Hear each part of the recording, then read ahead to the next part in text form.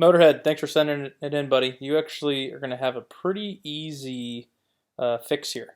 Your swing reminds me a lot of Francesco Molinari, believe it or not, and that's pretty complimentary because he's an absolute machine.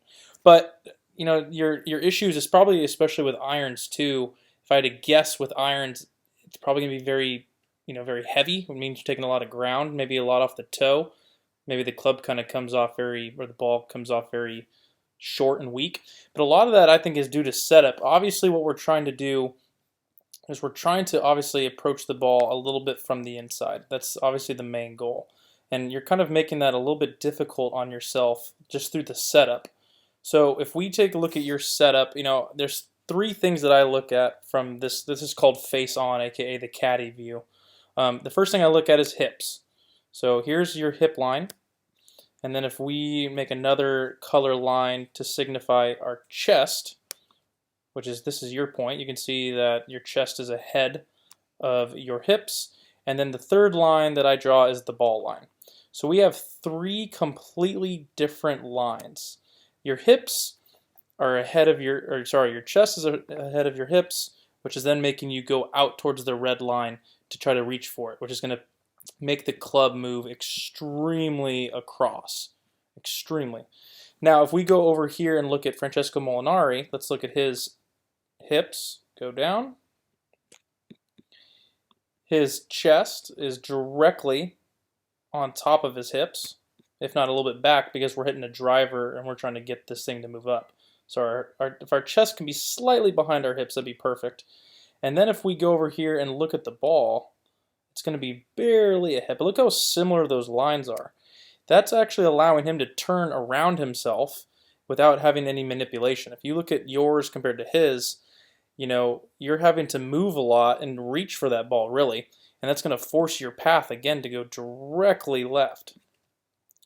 So if we break that all down, we can kind of see how that all plays out. So if we look at you over here, as you start to take this club away, very good backswing. Very good. This reminds me a lot of Francesco. Let's check this out here. Very similar. Now the difference here, what we're going to see is as you start down, because that golf ball is so far ahead of you and you're having to kind of alter your body, right here you're going to start to stand up and fire. And the biggest thing I want you to pay attention to is look at how level, you only have 6 degrees of shoulder tilt at the ball. Where if we kind of come in here to Francesco, watch as he comes from the inside, look at that. Look at his shoulder inclination. And that's just 100% from setup. Look at that, we're not even at the ball yet. Look at that. So you have 6 degrees. He's got 30 degrees of shoulder tilt. And that is 100% correlated to how his shoulders are set up at setup. And then you can see yourself stand up and that club exits left, and as he continues, that club continues to move upward and to the right. So if we want to pay attention to just number one, setup without even changing mechanics, let's take a quick look. First thing I'd have you do is get into a mirror, and I want shoulders, hips, all on the same line. You can see that yours is a little bit forward. I want it a little bit more like Francesco, where this thing is all behind the ball a touch. You can get into a mirror, put a like a coin or a ball down. You can have a normal driver position where the ball is going to be inside the left heel, but you want to start stacking these things. But the biggest thing that I want you to pay attention to is look at your shoulders. Your shoulders to me are open, and they only have 4 degrees of tilt. He is more so pointed along his foot line, quote-unquote square. But look at that, man. He's got around 19-20 degrees of tilt. And all that's doing is that's just getting his left shoulder pointed at his target. That allows him to come naturally from the inside, where your position isn't making you naturally go outside.